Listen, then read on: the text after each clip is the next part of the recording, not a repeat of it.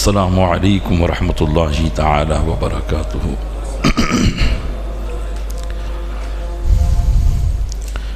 الحمد للہ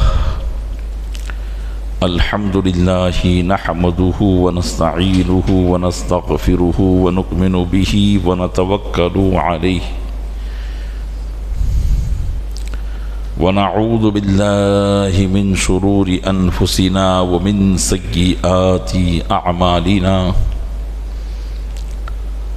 من يهده اللہ فلا مضل له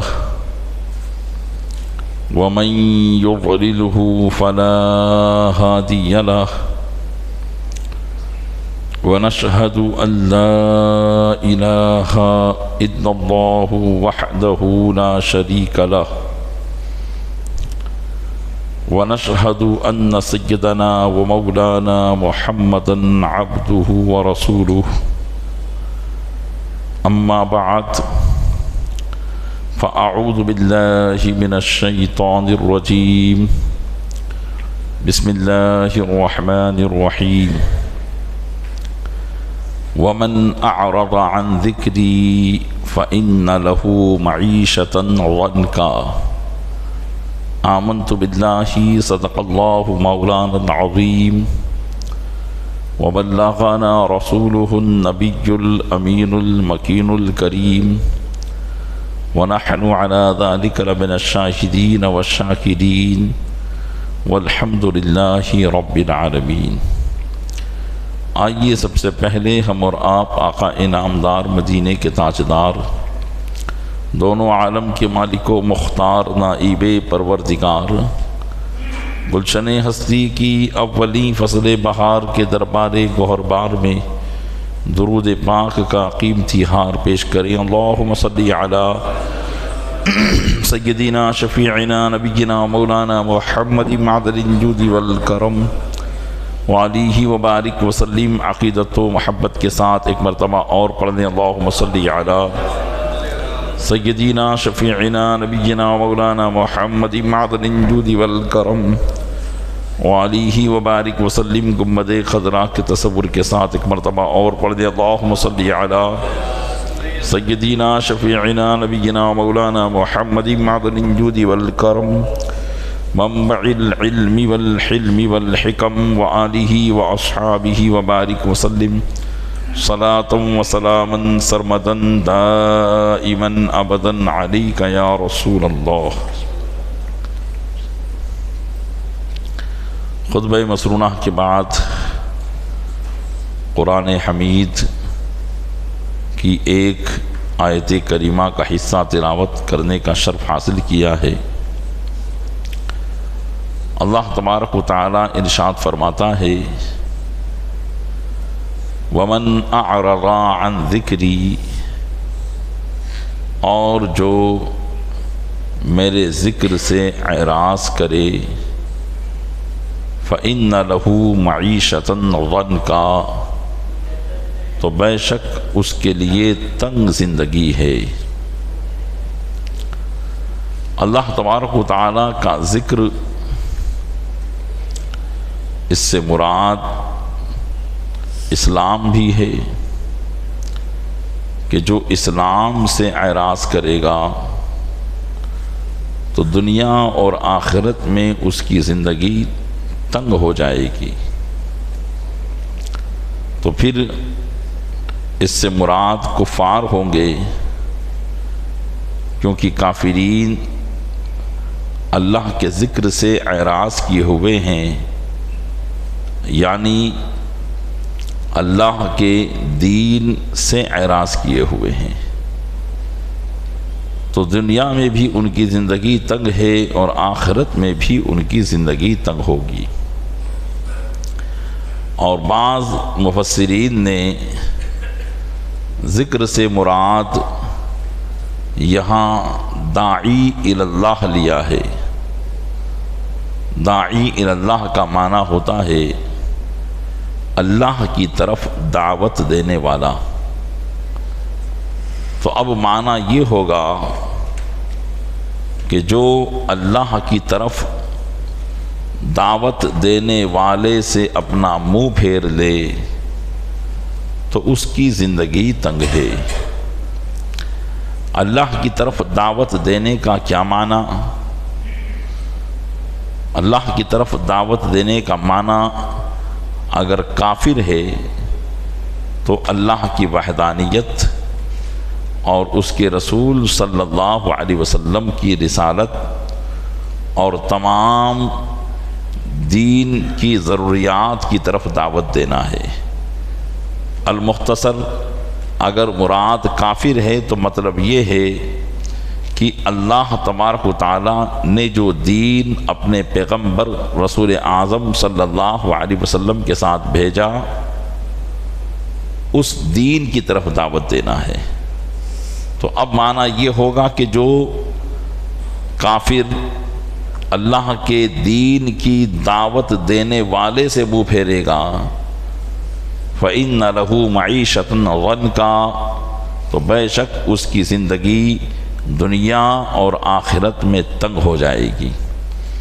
تو ایک معنی یہ ہو گیا، اور ایک معنی اگر مراد یہاں وہ مومنین ہو جو ہیں تو مسلمان، ایمان تو لے آئے لیکن ایمان لانے کے باوجود بھی وہ اللہ کی نافرمانیوں میں مبتلا ہیں۔ اللہ عز و جل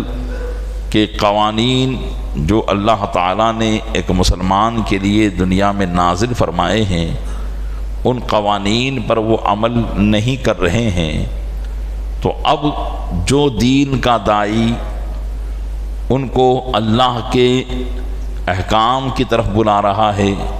شریعت پر عمل کرنے کی طرف بلا رہا ہے، اللہ کی فرما برداری کی طرف بلا رہا ہے،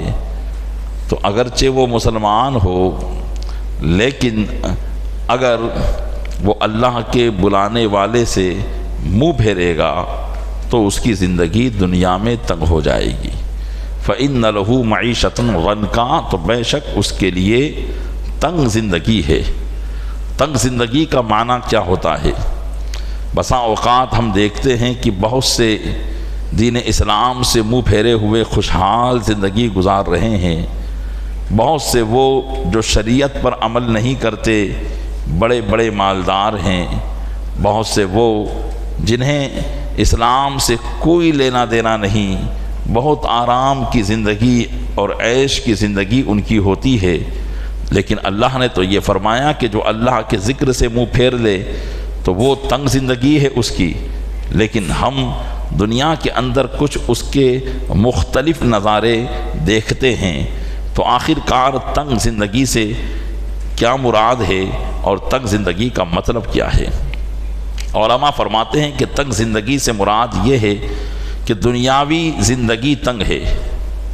اور وہ یہ ہے کہ بندہ ہدایت کی پیروی نہ کرے،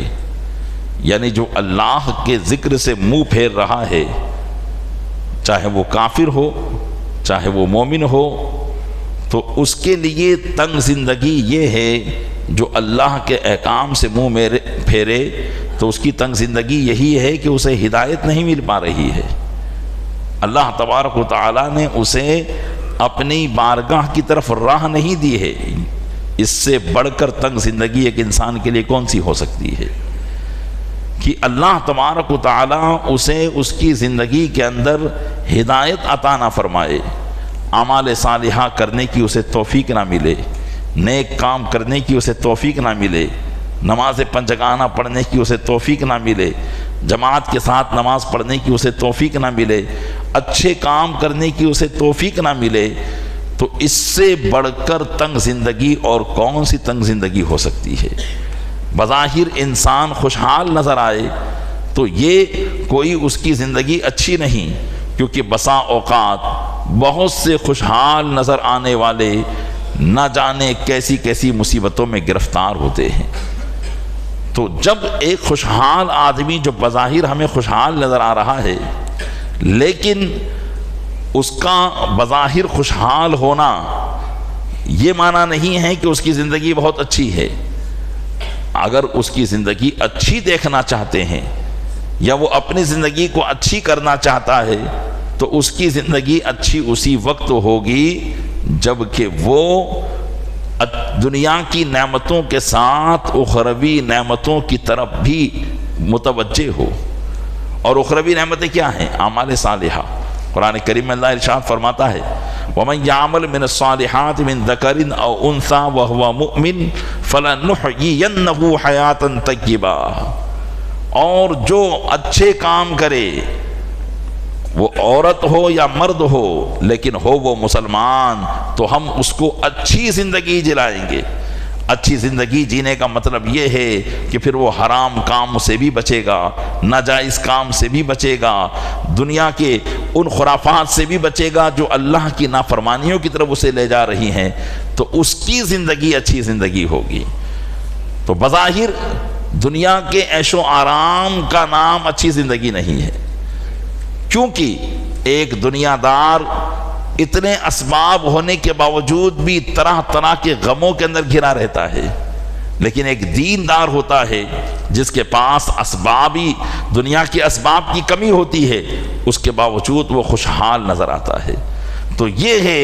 اچھی زندگی اور بری زندگی کا فرق. اللہ نے اسی بات کو فرمایا من اعرض عن ذکری فإن له معیشة ضنکا،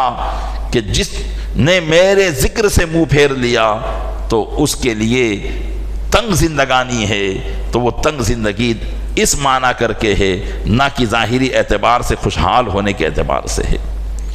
پیارے اسلامی بھائیوں، جیسا کہ اس کی ایک تفسیر آپ نے یہ سماعت کی کہ ذکر سے مراد یہاں اللہ کی طرف بلانے والا، اللہ کے دین یا اللہ کے احکام یا اللہ کے جو ہے فرما برداریوں کی طرف بلانے والا، اس سے جو منہ پھیرے. مبلغین اسلام، علماء کرام جو عوام کو دین کی طرف بلا رہے ہوتے ہیں، جو عوام کو احکام اسلام کی پابندی کی طرف بلا رہے ہوتے ہیں، جو عوام کو اپنی زندگی شریعت مطہرہ کے مطابق گزارنے کی طرف بلا رہے ہوتے ہیں، تو اب تفسیر یوں ہو جائے گی کہ جو ان علماء سے، جو ان مبلغین سے منہ پھیرے گا فَإِنَّ لَهُ مَعِيشَةً ضَنْكَا، تو بے شک اس کی تنگ زندگی ہوگی. نبی کریم رؤوف الرحیم صلی اللہ تعالی علیہ وسلم دنیا میں تشریف لائے. آپ کے دنیا میں تشریف لانے کا ایک بہت بڑا مقصد، بلکہ اہم مقصد ہی یہ ہے کہ اللہ تبارک و تعالیٰ کے گمراہ بندوں کو راہ راست پر لانا. اسی لیے میرے آقا صلی اللہ علیہ وسلم مجلس وعظ سجایا کرتے تھے. وقتاً فوقتاً آپ کی بارگاہ میں صحابہ تشریف حاضر ہوتے اور رسول اکرم صلی اللہ علیہ وسلم ان کو دنیا سے بے رغبت ہونے اور آخرت کی فکر کرنے اور دنیا کے اندر اللہ کے احکام کے مطابق زندگی گزارنے کی واض و نصیحت فرمایا کرتے تھے. ایک مرتبہ اسی طریقے سے آپ کی واض و نصیحت کا سلسلہ چل رہا تھا. روایت میں آتا ہے کہ نبی کریم صلی اللہ علیہ وسلم مسجد نبوی شریف میں اپنے صحابہ کے ساتھ تشریف فرما تھے اور واض و نصیحت کا سلسلہ جاری و ساری تھا کہ 3 شخص مسجد کے قریب سے گزرے. انہوں نے دیکھا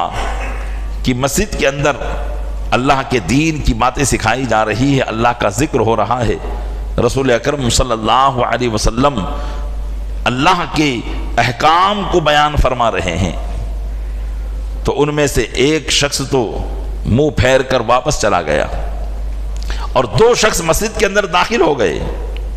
حدیث پاک میں ہے کہ ایک شخص ان میں سے آگے بڑھا اور اس نے دیکھا کہ مجلس وعظ میں آگے جگہ خالی ہے، تو وہ اس جگہ پر آ کر بیٹھ گیا اور اس جگہ کو پر کر لیا. اور ایک شخص جو مجلس کے کنارے پر کھڑا تھا، ان کو بیچ میں کوئی جگہ نہ ملی تو حیا کر کے، شرم کر کے وہ مجلس کے آخر ہی میں بیٹھ گئے اور اللہ کے فرمان، اس کے محبوب صلی اللہ علیہ وسلم کی زبانی سننے میں مشغول ہو گئے. جب نبی کریم صلی اللہ علیہ وسلم نے اپنی یہ وعظ ختم فرمائی، اپنی یہ گفتگو ختم کی،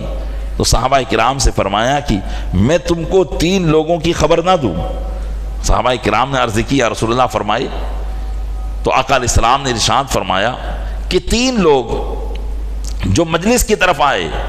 ان میں سے ایک وہ تھا جو مجلس سے منہ پھیر کر چلا گیا. جو مجلس سے منہ پھیر کر چلا گیا، آقا علیہ السلام نے فرمایا اعرضا فاعرض اللہ عنہ، اس نے اللہ کے ذکر سے منہ پھیرا تو اللہ نے بھی اس سے اعراض کر لیا،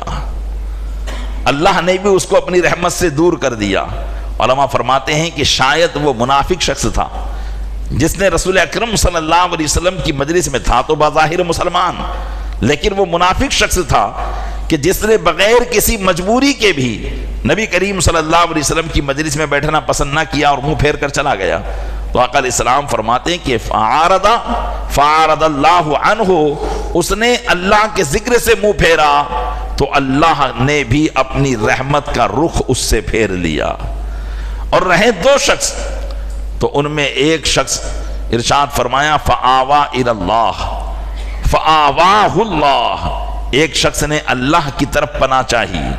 تو اللہ تعالیٰ نے اس کو پناہ عطا فرما دی۔ علماء فرماتے ہیں یعنی جب اس نے چاہا کہ میں رسول اکرم صلی اللہ علیہ وسلم کی قریب بیٹھ کر ان کی گفتگو کو سماعت کروں تو اللہ تعالیٰ نے اس کو قریب میں جگہ عطا فرما دی۔ اور تیسرا شخص ارشاد فرمایا استحیا فاستحیا اللہ منہ، اس نے حیا کی اور حیا کی وجہ سے وہ آگے نہ بڑھ پائے تو وہ مجلس کے آخر ہی میں بیٹھ گئے تو اللہ تبارک و تعالیٰ نے بھی اس سے حیا فرمائی۔ علماء فرماتے ہیں اس کا مطلب یہ ہے کہ اللہ تعالیٰ ان کے پچھلے گناہوں کو معاف فرما دے گا اور ان کی مغفرت فرمائے گا۔ تو یہاں دیکھیے حدیث پاک میں کئی باتیں ہمیں معلوم ہو رہی ہے۔ نمبر ایک تو یہ کہ مجلس میں بیٹھنے کا طریقہ بیان کیا جا رہا ہے کہ اگر مجلس جاری و ساری ہو، ذکر و اذکار اس میں ہو، اللہ اور رسول کے فرمانات اس میں بیان کیے جا رہے ہوں، اور پیچھے سے کوئی آئے اور بیچ میں اگر جگہ خالی دکھے تو جگہ کو پر کر لے، اور اگر بیچ میں جگہ نہ ہو تو پھر جہاں جگہ ملے وہیں بیٹھ جائے۔ اور دوسری بات یہاں یہ بتائی گئی کہ جب بھی کہیں اللہ کا ذکر جاری و ساری ہو، اللہ کے احکام بیان کیے جا رہے ہوں، اللہ اور رسول کی باتیں چل رہی ہوں، بزرگان دین کے حالات کو بیان کیا جا رہا ہو اور ذکر کی محفلیں سجی ہو، اور آپ کو اگر کوئی اس کے علاوہ کوئی ضرورت نہ ہو تو پھر آپ کا اس میں شرکت کرنا اللہ کی رحمت میں داخل ہونا ہے۔ اور تیسری بات یہ کہ جب بھی مجلس ذکر میں آئے یہ کوشش کریں کہ جتنا زیادہ وائس کے قریب جگہ ملے اتنا زیادہ بہتر ہے۔ تو عرض یہ کر رہا تھا کہ اللہ کے ذکر سے منہ پھیرنے والا اور وعظ و نصیحت کو نہ سننے والا یہ یقیناً اس کی زندگی تنگ ہے۔ اسی لیے قرآن کریم جو نازل ہوا کس مقصد سے نازل ہوا؟ انسان کی ہدایت کے لیے۔ قرآن کریم میں کئی سبجیکٹ ہیں، بہت سارے موضوعات پر قرآن کلام کرتا ہے، لیکن قرآن کا اہم سبجیکٹ، اہم موضوع جو ہے وہ یہ ہے تذکیر مطلب وعظ و نصیحت کرنا۔ یہ قرآن کا بہت بڑا سبجیکٹ ہے، وعظ و نصیحت کرنا۔ اور اسی وجہ سے انبیاء کرام علی نبینا وعلیہم الصلوۃ والسلام جب تشریف لائے تو انہوں نے وعظ و نصیحت کے سلسلے کو جاری رکھا، اور وعظ و نصیحت کو کرنا، وعظ و نصیحت کو بیان کرنا اور واضح نصیحت کو بیان کرنے کا ایک طریقہ انبیاء کرام نے یہ ایجاد کیا کہ وہ لوگوں کو جمع کرتے، ایک اجتماعی شکل ہوتی اور ایک محفل اجتماع کی شکل اختیار کرتی، اور پھر اس میں وہ وعظ و نصیحت کیا کرتے تھے، یعنی اللہ کے احکام بیان کیا کرتے، لوگوں کو اللہ کی دین کی طرف بلاتے اور احکام اسلام کی پابندی کی طرف ان کو بلاتے، اور پھر اللہ کے احکام ان کو سنایا کرتے تھے۔ اسی لیے انبیاء کرام علی نبینا وعلیہ الصلوۃ والسلام نے، بہت سے انبیاء نے اس قسم کے اجتماعات منعقد کیے۔ حضرت موسیٰ علیہ السلام بھی بنی اسرائیل کے درمیان مختلف ایام کے اندر ان کو جمع کر کے وعظ و نصیحت فرمایا کرتے تھے۔ حضرت زکریا علیہ السلام بھی اس قسم کی محفلیں منعقد کیا کرتے تھے۔ حضرت سلیمان علیہ السلام بھی اس قسم کی محفلیں قائم کیا کرتے تھے۔ حضرت داؤد علیہ السلام بھی اس قسم کی محفلیں قائم کیا کرتے تھے، اجتماعات قائم کیا کرتے تھے۔ تو انبیاء کرام نے قرآن کے اس عظیم مقصد پر عمل کیا اور اجتماعات قائم کیے۔ کیوں؟ تاکہ اللہ کے بندوں کو اجتماع کے ذریعے، دینی محفلوں کے ذریعے دین کے قریب لایا جائے اور اللہ تبارک و تعالیٰ کا سچا اور پکا بندہ بنایا جائے۔ اور یاد رکھے اجتماعات قائم کرنا، دین کی مجلسیں سجانا، دینی علم کی مجلسیں سجانا، یہ صرف دنیا ہی میں نہیں ہوا ہے، بلکہ اللہ تبارک و تعالیٰ نے انسان کی دنیا میں آنے سے پہلے انسان کی تاریخ کا سب سے پہلا اجتماع حضرت آدم علیہ نبینا وعلیہ الصلوۃ والتسلیم کو پیدا کرنے کے بعد ارشاد فرمایا ہے، تو پیدا کرنے کے بعد منعقد فرمایا ہے کہ جب اللہ نے حضرت آدم علیہ السلام کو پیدا کر دیا اور فرشتوں سے فرمایا کہ فرشتوں میں تمہارے سامنے چند چیزوں کو پیش کرتا ہوں، تم ان کے نام بتاؤ، تو فرشتوں نے کہا کہ اے مولا ہمیں تو صرف اتنا ہی علم ہے جتنا تو نے ہمیں عطا کیا ہے، ہم ان کے نام نہیں جانتے۔ پھر اللہ تبارک و تعالیٰ نے حضرت آدم علیہ السلام کو فرمایا کہ اے آدم تم ان کے نام بتاؤ۔ قرآن کریم میں ہے یا آدم انبئہم باسمائہم، اے آدم تم ان چیزوں کے نام بتاؤ۔ تو حضرت آدم علیہ السلام نے ان تمام باتوں کے نام بتا دیے۔ فلما انبأہم باسمائہم، تو حضرت آدم نے ان تمام کے نام بتا دیے۔ مفسرین فرماتے ہیں کہ یہ مجلس جو منعقد کی گئی جس میں حضرت آدم علیہ السلام سے فرمایا گیا اور حضرت آدم علیہ السلام کو مسجود ملائکہ بنایا گیا، تو اس مجلس کی کیفیت کیا تھی؟ مفسر فرماتے ہیں کہ اس مجلس کی کیفیت یہ تھی کہ اللہ تبارک و تعالیٰ نے حضرت آدم علیہ السلام کے لیے ایک نور کا ممبر رکھا، جیسا کہ ممبر پر وائس جو بھی ہوتا ہے، مقرر جو بھی ہوتا ہے، وہ ممبر ہی پر بیٹھ کر واعظ و نصیحت کرتا ہے۔ تو اللہ تبارک و تعالیٰ نے حضرت آدم علیہ السلام کے لیے ایک ممبر رکھا اور اس ممبر پر حضرت آدم علیہ السلام تشریف فرما ہوئے، اور پھر آپ نے اس ممبر پر بیٹھ کر اللہ کا ذکر کیا، اور تمام فرشتوں کو اس دن یہ حکم دیا گیا کہ اے فرشتوں اپنے سارے کام کاج چھوڑ کر آج حضرت آدم علیہ السلام کی مجلس میں شریک ہو جاؤ، ان کے اجتماع میں شریک ہو جاؤ، اور جو حضرت آدم بیان کر رہے ہیں اس بیان کو دل سے سنو، کان سے سنو اور کان لگا کر سنو۔ گویا کہ مفسرین فرماتے ہیں کہ حضرت آدم علیہ السلام کی مجلس میں بیٹھنا ہی آج تمام فرشتوں کے ذمہ کام لگا دیا گیا ہے۔ تو پتہ چلا کہ یہ اجتماع کہاں ہوا؟ یہ انسانی تاریخ کا پہلا اجتماع تھا جو اللہ تبارک و تعالیٰ نے حضرت آدم علیہ السلام کو پیدا کرنے کے بعد فرمایا، تاکہ انسان میں بھی اللہ کے احکامات کو پہنچانے کا ایک قسم کا اجتماع جو ہے ذریعہ بن جائے۔ اور جس طریقے سے تمام انسانوں کے باپ حضرت آدم علیہ السلام اس قسم کی باتوں کو فرشتوں کے سامنے بیان کر رہے ہیں، اللہ عز و جل کے محبوب اور انبیاء کرام بھی جب دنیا میں جائیں تو وہ بھی اسی سنت پر عمل کرتے ہوئے اللہ کے گمراہ بندوں کو اپنی بارگاہ میں بلا کر اسی قسم کے اجتماعات کو منعقد کر کے اللہ عز و جل کی قدرت اور اس کے نظام کے تعلق سے اور اللہ کی بارگاہ میں بلانے کے تعلق سے لوگوں کو جو ہے واعظ و نصیحت فرمائے۔ تو یہ اجتماع اللہ تبارک و تعالیٰ نے سب سے پہلے حضرت آدم علیہ السلام کو پیدا فرمانے کے بعد منعقد کیا۔ اسی طریقے سے میرے آقا صلی اللہ علیہ وسلم بھی مختلف قسم کے اجتماعات کو قائم کرتے تھے، اور ان اجتماعات کو قائم کرنے کا مقصد کیا تھا؟ ان کا مقصد تھا صحابہ کرام تک دین کی باتیں پہنچانا۔ اور نبی کریم صلی اللہ علیہ وسلم کی حیات مبارکہ میں سب سے عظیم اجتماع اور سب سے کثیر تعداد والا اجتماع جو ہوا وہ حجۃ الوداع کے موقع پر ہوا، جب 1,24,000 تقریباً صحابہ کرام اس میں موجود تھے، جس میں میرے آقا صلی اللہ علیہ وسلم نے تمام اسلامی احکام کو بیان فرما دیا۔ ایک مسلمان کو دوسرے مسلمان کے ساتھ کیسے رہنا ہے، کس طریقے سے کرنا ہے، اس کی پیدائش سے لے کر اس کی موت تک سارے احکام کو اس اجتماع میں میرے آقا علیہ السلام نے بیان فرمایا۔ تو یہاں پر بھی آپ دیکھیں کہ احکام اسلام پہنچانے کا ایک بہت بڑا ذریعہ اجتماع کو قرار دیا گیا۔ اسی لیے ہمیں بھی حکم دیا گیا کہ ہم بھی اپنی دینی مجلسوں میں، اپنے دینی اجتماعات میں شرکت کریں، کہ اس میں شرکت کرنے کے سبب اللہ تبارک و تعالیٰ کے احکام کو حاصل کرنا بھی ملتا ہے، اور اللہ تبارک و تعالیٰ کی رحمتوں کا نزول جب اجتماع پر ہوتا ہے تو اس اجتماع کی برکتوں سے ہم بھی مالا مال ہو جایا کرتے ہیں۔ آئیے، دینی اجتماعات یہ یقیناً اللہ تبارک و تعالیٰ کے دین کو مضبوط بنانے کے ذریعے ہیں. دینی اجتماعات، دینی محفلیں اللہ تبارک و تعالیٰ کے دین کو مضبوط بنانے کے ذریعے ہیں اور اللہ کے بندوں کو دیندار بنانے کے ذریعے ہیں. اس لیے ہر دور کے اندر اس قسم کے اجتماعات منعقد کیے جاتے رہے اور ہر دور کے لوگ ان اجتماعات میں شریک ہو کر اپنی دینی ذمہ داریوں کو سمجھتے رہے اور احکام اسلام پر عمل کرنے کا عہد کرتے رہے اور احکام اسلام پر اپنے آپ کو بھی مضبوط کرتے رہے. یہ دینی اجتماعات اس قسم کے ہمیں فائدہ دیتے ہیں. لیکن آخرت کے اعتبار سے یہ دینی اجتماعات کتنی اہمیت رکھتے ہیں؟ حدیث پاک سے اس بات کو سماعت کریں کہ رحمت عالم نور مجسم صلی اللہ علیہ وسلم کا فرمان ذیشان ہے کہ قیامت کے دن کچھ ایسے لوگ ہوں گے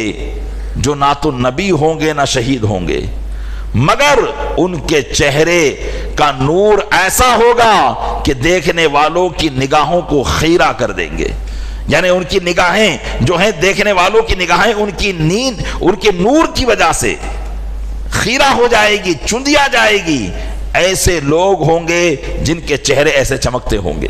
لیکن نہ وہ نبی ہوں گے نہ شہید ہوں گے، کیونکہ انبیاء کرام کے مقام و مرتبے تو بہت بلند و بالا ہیں. ان کے چہرے تو قیامت کے دن ایسے چمکیں گے کہ اس کو بیان نہیں کیا جا سکتا ہے. آقا علیہ السلام نے فرمایا کہ وہ جن کے چہرے چمک رہے ہوں گے وہ ایسے لوگ ہوں گے کہ جو نہ نبی ہوں گے نہ شہید ہوں گے. صحابہ کرام نے عرض کیا، یا رسول اللہ علیہ الصلوۃ والسلام، ایسے کون لوگ ہوں گے کہ انبیاء کرام بھی نہیں، شہداء بھی نہیں، اس کے باوجود ان کے چہرے چمک رہے ہوں گے؟ تو رسول اکرم صلی اللہ علیہ وسلم نے فرمایا کہ یہ مختلف قبائل اور بستیوں کے لوگ ہوں گے جو دنیا میں اللہ پاک کی یاد کے لیے اکٹھے ہوتے تھے اور پاکیزہ باتیں کرتے تھے اور پاکیزہ باتوں کو اس طرح چنتے تھے جیسے کھجور کھانے والا اچھی کھجوروں کو چنتا ہے. یعنی دینی اجتماعات میں شرکت کر کے اللہ تبارک و تعالیٰ کے احکام جو وہاں بیان کیے جا رہے ہیں، ذکر و اذکار جو بیان کیے جا رہے ہیں، تو اللہ فرمائے گا، رسول اکرم صلی اللہ علیہ وسلم فرماتے ہیں کہ یہ وہ لوگ تھے جو دنیا کے اندر اجتماعات میں شرکت کر کے دین کی وہ باتیں چنتے تھے جس کو ایک مثال سے بیان کیا گیا کہ کوئی کھجور کھانے والا کھجور لے کر بیٹھے اور اس میں مختلف قسم کی کھجوریں ہوں تو وہ اچھی اچھی کھجوریں اٹھا کر کھائے گا. تو اسی طریقے سے یہ اجتماع میں شرکت کرنے والے ان اچھی باتوں کو چن چن کر اپنے دل کے گلدستے میں سجا کر اس پر عمل کرنے کی کوششیں کیا کرتے تھے. تو پتا چلا کہ دینی مجالس میں شرکت کرنے والے، دینی اجتماعات میں شرکت کرنے والوں کے چہرے قیامت کے دن ایسے روشن ہوں گے کہ ان کے نور کو دیکھ کر لوگوں کی نظریں اور نگاہیں خیرہ ہو جائے گی. اسی طریقے سے پیارے اسلامی بھائیوں، دینی اجتماعات ایسی برکتوں کے حامل ہے کہ بلکہ دینی اجتماعات میں جو قصداً دینی اجتماعات میں آئے وہ تو اللہ کا محبوب ہے ہی، لیکن اگر ان دینی اجتماعات میں ان نیک لوگوں کے ساتھ اگر کوئی بدکار آدمی بھی آ کر بیٹھ جاتا ہے تو اللہ تبارک و تعالیٰ کی بخشش اس کو بھی شامل ہو جاتی ہے اور رحمتوں کا نزول اس پر بھی ہوتا ہے. حضرت عبداللہ بن عباس رضی اللہ تعالیٰ عنہما روایت کرتے ہیں کہ ایک دن سرکار مدینہ صلی اللہ تعالیٰ علیہ وسلم حضرت عبداللہ بن رواحہ رضی اللہ تعالیٰ عنہ کے پاس سے گزرے اور حضرت عبداللہ بن رواحہ رضی اللہ تعالیٰ عنہ اس وقت جس وقت نبی کریم صلی اللہ علیہ وسلم ان کے پاس سے گزرے چند صحابہ کرام کو لے کر اللہ کے دین کی باتیں ان کے سامنے بیان کر رہے تھے. آسان لفظوں میں یہ سمجھ لیجئے کہ ان کے سامنے واعظ و نصیحت کر رہے تھے، تقریر کر رہے تھے. نبی ذیشان رحمت عالمیان صلی اللہ علیہ وسلم جب ان کے پاس سے گزرے تو یہ دیکھ کر خوشی سے فرمایا، ارشاد فرمایا کہ میرے صحابہ، جب تمہارا کوئی گروہ بیٹھتا ہے، تمہاری کوئی جماعت بیٹھتی ہے اللہ کا ذکر کرنے کے لیے، اللہ کے احکام کو بیان کرنے کے لیے، تو اتنی ہی تعداد میں ان کے ساتھ فرشتے بھی بیٹھ جاتے ہیں. جتنے انسانوں کی تعداد ہوتی ہے ان اجتماعات میں اتنی ہی تعداد فرشتوں کی ہوتی ہے. پھر فرمایا کہ اگر تمہارا گروہ سبحان اللہ کہتا ہے تو فرشتے بھی اس کے ساتھ سبحان اللہ کہتے ہیں. اگر تمہارا گروہ الحمدللہ کہتا ہے تو فرشتے بھی اس کے ساتھ الحمدللہ کہتے ہیں. اور اگر تمہارا گروہ اللہ اکبر کہتا ہے تو فرشتے بھی اس کے ساتھ اللہ اکبر کہتے ہیں۔ پھر جب مجلس ختم ہو جاتی ہے، اجتماع ختم ہو جاتا ہے، تو وہ فرشتے اپنے رب کے حضور حاضر ہو جاتے ہیں۔ حالانکہ اللہ تبارک و تعالیٰ سب سے زیادہ جاننے والا ہے، اسے معلوم ہے کہ یہ فرشتے کہاں سے آ رہے ہیں، کیا کر کے آ رہے ہیں، لیکن اس کے باوجود فرشتے جب رب کی بارگاہ میں حاضر ہوتے ہیں تو فرشتے عرض کرتے ہیں کہ اے ہمارے رب، ہم تیرے بندے تیری پاکی بیان کرتے تھے اور ہم ایسی مجلس میں شریک تھے جہاں پر تیرے بندے تیری پاکی بیان کرتے تھے تو ہم بھی ان کے ساتھ تیری پاکی بیان کرتے تھے۔ تیرے بندے جب تیری حمد بیان کرتے تھے تو ہم بھی ان کے ساتھ تیری حمد بیان کرتے تھے، اور تیرے بندے جب تیری کبریائی کو بیان کرتے تھے تو ہم بھی ان کے ساتھ تیری کبریائی کو بیان کرتے تھے۔ تو اللہ تبارک و تعالیٰ اس بات پر ان فرشتوں سے فرماتا ہے کہ اے فرشتوں گواہ ہو جاؤ، میں نے ان سارے اجتماع میں شریک ہونے والوں کو بخش دیا ہے۔ تو فرشتے کہتے ہیں مولا، جس مجلس میں ہم بیٹھے تھے اس میں ایک شخص تو بڑا بدکار تھا، ایک شخص تو بڑا گناہگار تھا، اور کیا اس کو بھی بخش دیا؟ تو اللہ تبارک و تعالیٰ ارشاد فرماتا ہے کہ وہ ایسی قوم کے پاس بیٹھا ہے، ایسی قوم کے پاس بیٹھا ہے کہ جس میں بیٹھنے والا بدبخت بھی نیکوکار ہو جایا کرتا ہے اور وہ بدبخت نہیں رہتا۔ تو پیارے اسلامی بھائیو غور کریں کہ جب نیکوں کے اجتماع میں بیٹھنے والا بدکار جب اللہ کی بارگاہ کا محبوب بن جاتا ہے تو پھر ان نیکوں کے خود کی ذات کا عالم کیا ہوگا اور ان کا خود کا معاملہ کیا ہوگا، کس طریقے سے اللہ کی بارگاہ میں ان کا مقام ہوگا۔ تو غور کریں کہ دینی اجتماعات کی کیسی برکتیں اللہ تبارک و تعالیٰ دینی اجتماعات میں شرکت کرنے والوں کو عطا فرماتا ہے۔ پیارے اسلامی بھائیوں، یقیناً آج کے زمانے میں دین سیکھنا، آدمی یہ سوچتا ہے کہ دین کیسے سیکھا جائے، لوگ کہتے ہیں کہ دین کیسے سیکھا جائے۔ عموماً ہماری ذہنیت یہ ہے کہ دین تو عموماً مدرسوں میں سیکھا جاتا ہے، دین سیکھنے کے لیے تو ہمیں باقاعدگی کے ساتھ ایڈمیشن لینا ہوگا، مکمل طور پر دین تبھی ہمیں حاصل ہو پائے گا۔ لوگ اسی قسم کے کشمکش کے شکار رہتے ہیں اور وہ اسی وجہ سے دین سیکھ نہیں پاتے کہ کیسے اب ہم اتنی عمر میں مدارس کے اندر اپنے ایڈمیشن کرائیں گے، کیسے اتنی عمر میں ہم جو ہے سارا کاروبار چھوڑ کر دین کا علم حاصل کریں گے۔ اسی سوچ و بچار کے اندر ہماری زندگیاں گزر جاتی ہے اور ہم اللہ عز و جل کے دین سے بہت زیادہ غفلت برت جاتے ہیں۔ اور آپ نے سنا کہ جو رب کے دین سے غفلت برتتا ہے تو پھر اللہ تعالیٰ اس کی زندگی کو تنگ فرما دیتا ہے، اور زندگی کے تنگ ہونے کا مطلب بھی آپ نے سمجھا کہ زندگی کا تنگ ہونا یہ نہیں کہ وہ غریب اور فقیری کی زندگی گزارے گا، بسے مالدار بھی، بہت سے مالدار بھی مالدار ہونے کے باوجود ان کی زندگیوں کو اللہ تبارک و تعالیٰ تنگ فرما دیتا ہے، اور تنگ اس طریقے سے کرتا ہے کہ ان کو ہدایت کی توفیق نہیں ملتی، حرام کاموں میں وہ مبتلا ہوتے ہیں، حرام کام کرتے ہیں لیکن انہیں اس حرام کام کرنے کا احساس تک نہیں ہوتا، یہ ان کی تنگ زندگی ہو جاتی ہے۔ تو اب ہم چاہتے ہیں کہ ہم دین کو سیکھیں، ہم چاہتے ہیں کہ ہم اللہ کے ذکر کے قریب آئے، تو پیارے اسلامی بھائیوں باقاعدگی کے ساتھ کسی مدرسے میں ایڈمیشن لینے کی ضرورت نہیں ہے۔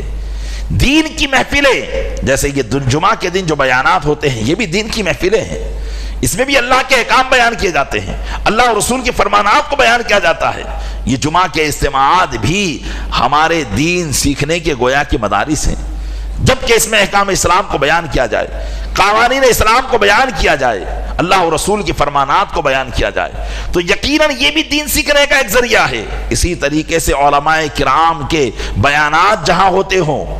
محفلیں جہاں منعقد ہوتی ہوں، مجلسیں جہاں لگتی ہوں، اجتماعات جہاں قائم ہوتے ہوں، وہ بھی دین سیکھنے کا ایک بہت بڑا آج کے زمانے میں ذریعہ ہے۔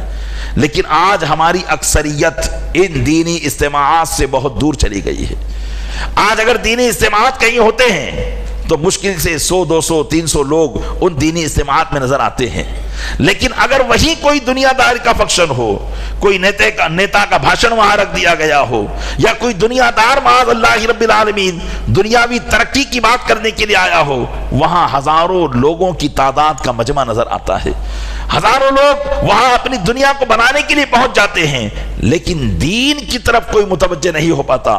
یہ پیارے اسلامی بھائیوں یقیناً ہماری دنیا اور آخرت کے اعتبار سے بہت محرومی ہے.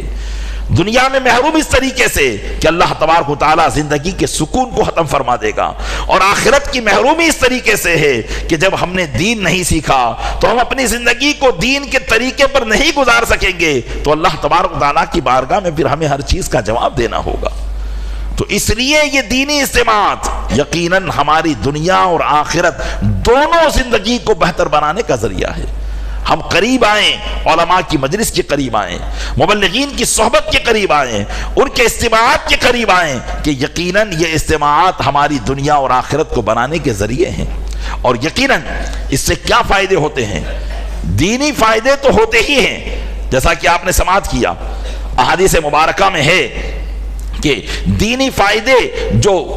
دین کی مجلسوں میں شرکت کرنے کے ہوتے ہیں وہ یہ ہے کہ جب آدمی دینی مجلسوں میں شرکت کرتا ہے تو آنے والوں کے لیے فرشتے اپنے پر ان کے لیے پھیلا دیا کرتے ہیں. حدیث پاک میں ہے کہ ان پر سکینہ نازل ہوتا ہے. سکینہ آپ سمجھتے ہیں؟ سکینہ کا مطلب ہوتا ہے سکون. اور واقعی آدمی اس بات کو فیل کرتا ہے جب وہ کسی دینی مجلس میں جا کر بیٹھ جاتا ہے، ذکر اللہ کی مجلس میں جا کر بیٹھ جاتا ہے. ایک ہمیشہ دنیا میں رہنے والا انسان اور ہمیشہ کاروبار کی فکر کرنے والا انسان جو کاروبار سے بڑا پریشان ہو گیا ہو اور رزق ہونے کے باوجود بھی پریشان رہتا ہو، لیکن آپ نے محسوس کیا ہوگا کہ جب وہ ذکر کی محفل میں جا کر بیٹھتا ہے تو سکون محسوس کرتا ہے. اس کی وجہ کیا ہے؟ اس کی وجہ یہی ہے کہ حدیث پاک میں ہے کہ جو دینی مجلسوں میں شرکت کرتے ہیں اللہ تعالیٰ ان پر سکینہ نازل فرما دیتا ہے، اور جب تک وہ ان مجالس میں بیٹھے رہتے ہیں رحمت الہی انہیں گھیر لیتی ہے. اور جب وہ مجلس سے اٹھتے ہیں فرشتوں کی زبانی انہیں خوشخبری بخشش کا مژدہ سنا دیا جاتا ہے. اور پھر جب تک وہ اس مجلس میں بیٹھتے ہیں گناہوں سے دور رہتے ہیں، اور جو ان کے پچھلے گناہ ہوتے ہیں ان کے گناہوں کو نیکیوں سے بدل دیا جاتا ہے. اور مجالس سے ذکر کی غنیمت، یعنی جو ذکر کی مجلسوں میں شریک ہو اس کا جو فائدہ ہے فرماتے ہیں کہ وہ جنت ہے. اور دینی اجتماعات کو حدیث پاک میں جنت کی کیاریاں کہا گیا ہے کہ دینی اجتماعات جہاں ہوتے ہیں وہ گویا کی جنت کی کیاریاں ہیں، کہ آدمی جب تک اس میں بیٹھا ہوا ہے وہ گویا کی جنت کی کیاریوں کے اندر ٹہل رہا ہے. اور جنت کی کیاریوں سے جس طریقے سے ایک بندہ لطف اندوز ہوگا اسی طریقے سے وہ اللہ اور رسول کی فرمانات کو سن سن کر اپنی زندگی کو بہتر بنانے کی کوشش کر رہا ہے. یہ تو پیارے اسلامی بھائیوں وہ فوائد ہے جو احادیث مبارکہ میں بیان کیے گئے. دنیاوی اعتبار سے بھی دینی مجلسوں کے اندر آنا بہت ساری پریشانیوں کا حل ہے، بہت ساری پریشانیوں کا حل ہے. آج ڈپریشن ایک عام بیماری ہے، اور اس ڈپریشن کی وجہ سے نہ جانے ہمیں کتنی بیماریاں ہو رہی ہے. مختلف رپورٹس اور سروے کے مطابق یہ بات تحقیق کو پہنچی ہے کہ مذہبی لوگ بنسبت غیر مذہبی لوگوں کے زیادہ خوشحال ہوتے ہیں. ان کو اس قسم کا ٹینشن نہیں ہوتا جو غیر مذہبی لوگوں کو ہوتا ہے. طرح طرح کی وہ ڈپریشن کے شکار ہو جاتے ہیں. وجہ کیا ہے؟ وجہ یہ ہے کہ جو مذہبی ہوتا ہے اس کا ایمان ہوتا ہے اللہ و رسول صلی اللہ علیہ وسلم کی سچی باتوں پر، اس کا یقین ہوتا ہے ان باتوں پر. وہ دنیا کے حالات کو سن کر کبھی گھبراتا نہیں ہے. آپ دیکھیں غیر مذہبی لوگوں کو ایک دنیا میں تعداد ہے.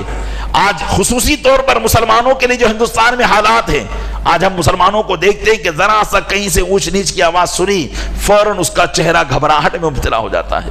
وہ بھول جاتا ہے کہ میں ہندوستان میں ہوں لیکن ہندوستان یہ میرے رب ہی کی ملکیت ہے.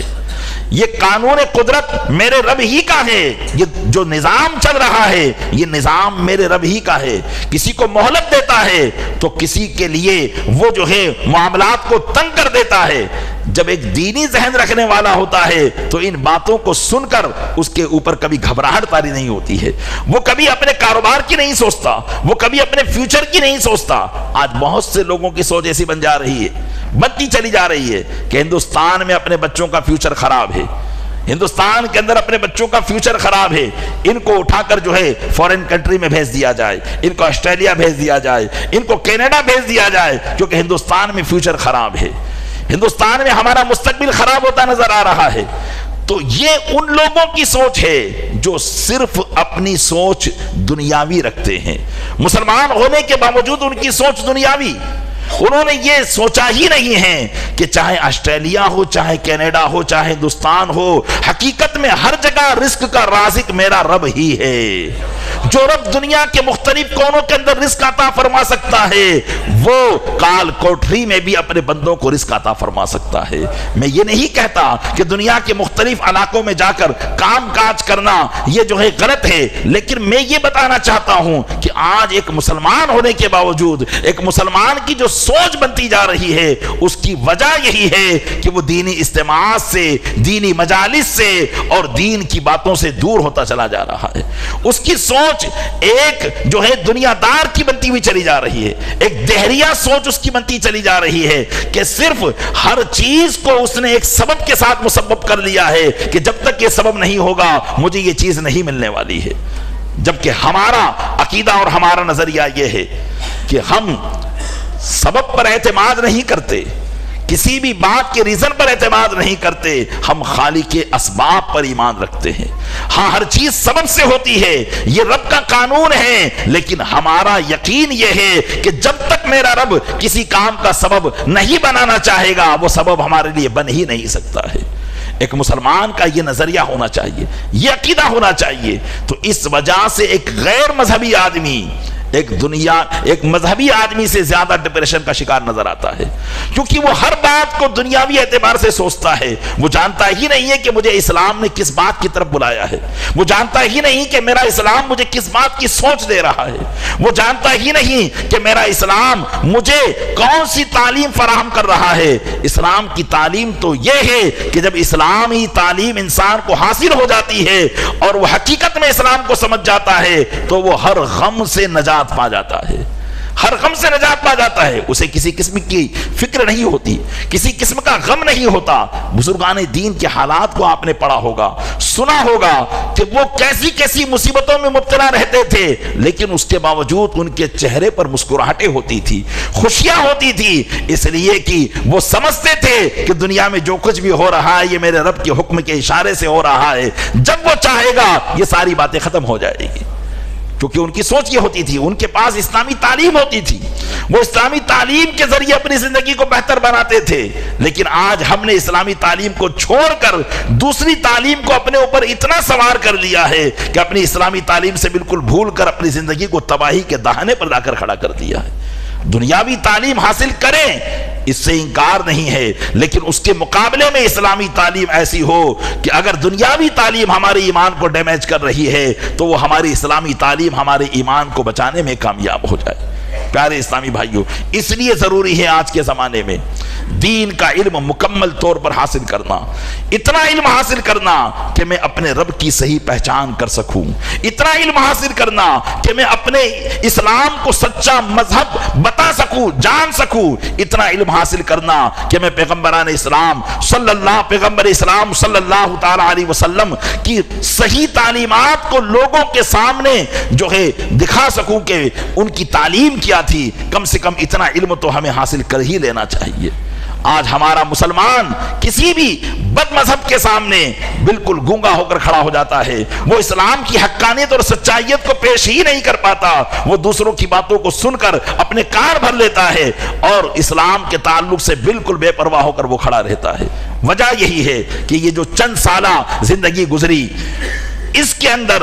ہم نے اسلام کی کوئی فکر ہی نہیں کی ہے۔ پیارے اسلامی بھائیوں، آئیے میرا رب ارشاد فرما رہا ہے کہ من عارض عن ذکری فإن له معیشۃ ضنکا، جو میرے ذکر سے منہ پھیرے گا تو اس کے لیے زندگی تنگ ہو جائے گی۔ تو ہم رب عز و جل کی اس وعید کو سن کر اس کے ذکر کی طرف آئیں، اس کے دین کی طرف آئیں، اس کے دین کی تعلیم کی طرف آئیں، اسلامی اجتماعات کی طرف آئیں، علماء کرام کی مجلسوں کی طرف آئیں، علم دین کی طرف آئیں، تو یقیناً اللہ تبارک و تعالیٰ زندگی کو بہتر فرما دے گا۔ دوسری جگہ ارشاد فرماتا ہے وَمَنْ يَعْمَلْ مِنَ الصَّالِحَاتِ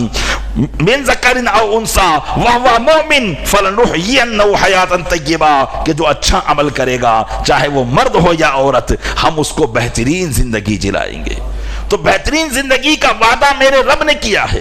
اور اس وعدے کے اسباب اس نے بیان کیے کہ مومن ہونے کے بعد اعمال صالحہ پر وہ گامزن ہو جائے، اچھے عمل کرے، حرام کاموں سے دور رہے، فضول خرچیوں سے دور رہے، فضول کاموں سے دور رہے، اچھے عمل کرے گا تو ہم اس کو اچھی زندگی جلائیں گے۔ تو اچھی زندگی دینے کا وعدہ ہمارے رب نے کیا ہے، ہم اپنے رب کے اس فرمان پر ایمان لائے ہیں، تو اس کو اپنی یقین کی حد تک اتاریے، اس کو اپنے دل میں اتاریے، اور واقعی اس پر عمل کرنے کی کوشش کیجئے، تو انشاءاللہ دین اور دنیا یہ دونوں ہماری بہتر ہوتی ہوئی نظر آئے گی۔ اللہ تعالیٰ اپنے محبوب صلی اللہ علیہ وسلم کے صدقے میں ہمیں حقیقی معنوں میں اسلامی تعلیمات سے روشناس ہونے کی توفیق عطا فرمائے، اسلامی تعلیمات کو حاصل کرنے کی توفیق عطا فرمائے، اور مکمل طور پر ہمیں اپنے اسلام کے احکام پر عمل کرنے کی توفیق عطا فرمائے۔ آمین بجاہ النبی الامین صلی اللہ